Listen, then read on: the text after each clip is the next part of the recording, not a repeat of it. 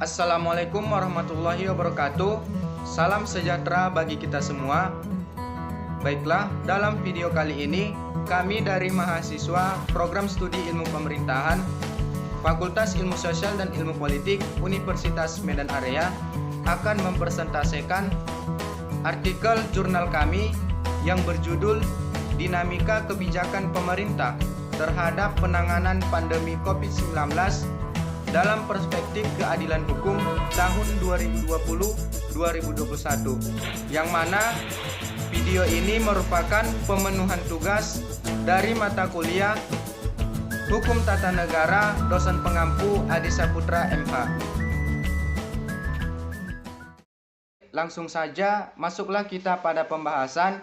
Di sini saya bersama dengan teman-teman akan menjelaskan dari judul jurnal kami, yaitu Dinamika Kebijakan Pemerintah Terhadap Penanganan Pandemi COVID-19 dalam Perspektif Keadilan Hukum tahun 2020-2021, yang mana dalam judul kami ini merupakan pembahasan dari mata kuliah Hukum Tata Negara, yaitu Hukum Tata Negara di masa era kepemimpinan Presiden Joko Widodo. Abstrak, yaitu artikel ini merupakan penelitian tentang kajian dinamika kebijakan pemerintah dalam penanganan pandemi COVID-19 dalam perspektif keadilan hukum.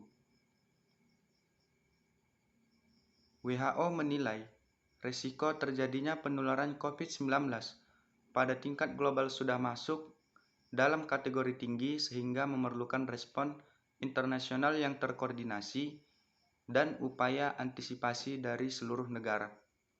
Maka dari itu, dalam upaya demi upaya, kesiapsiagaan Indonesia dalam menghadapi potensi penyebaran COVID-19 mendapatkan problematika dan dinamika yang menarik, sampai dengan krusial terhadap sistem kepemerintahan yang tidak stabil juga.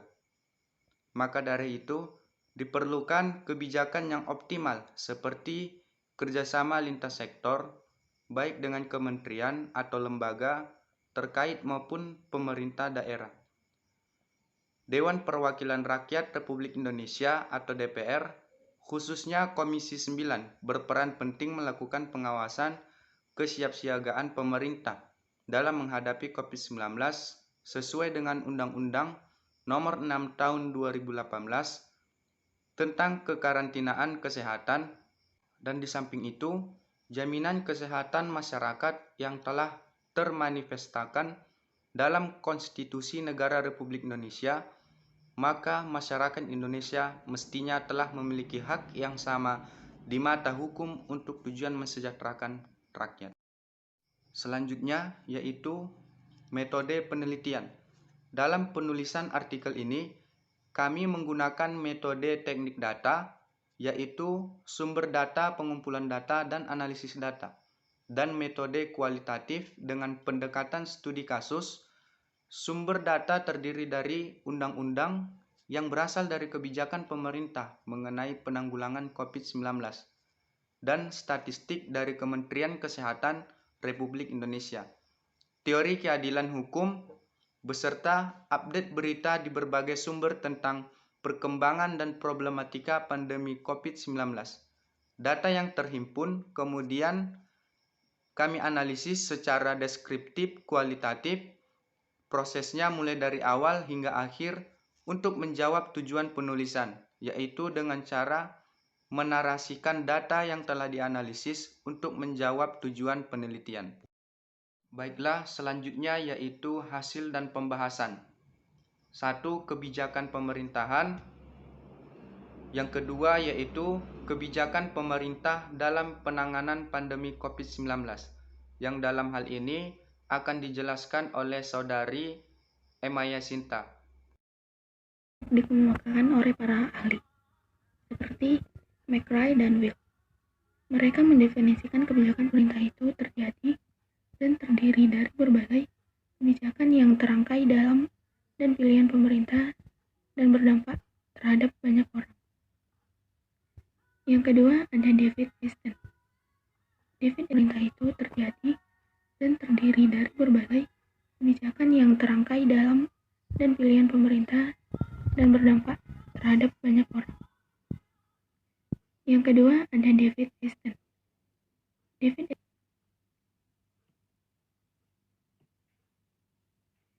kebijakan pemerintah dalam penanganan pandemi COVID-19.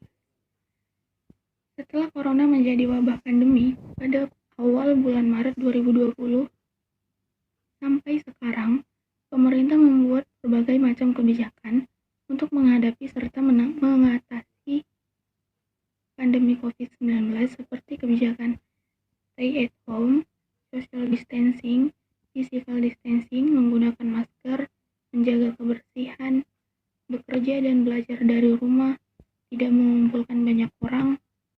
Akan saya jelaskan kembali, yaitu di poin ketiga, kebijakan pemerintahan berdasarkan keadilan hukum. Keadilan hukum tidak hanya berkaitan dengan penerapan hukum, tetapi juga isi hukum itu harus mencerminkan pengakuan bahwa setiap manusia memiliki hak asasi yang sama semata-mata sebagai manusia di depan hukum.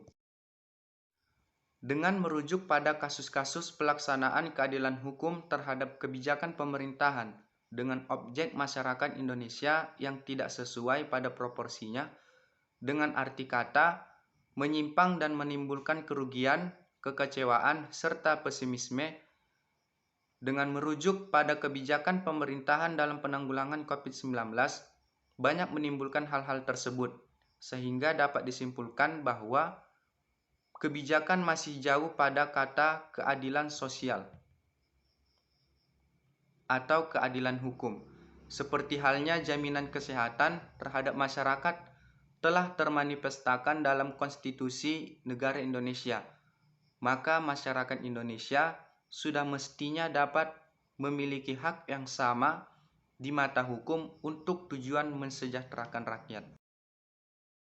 Kesimpulan yang dapat kita ambil dari artikel jurnal ini yaitu berdasarkan keputusan Presiden atau Kepres nomor 12 tahun 2020 tentang penetapan bencana non-alam penyebaran coronavirus disease 2019 sebagai bencana nasional.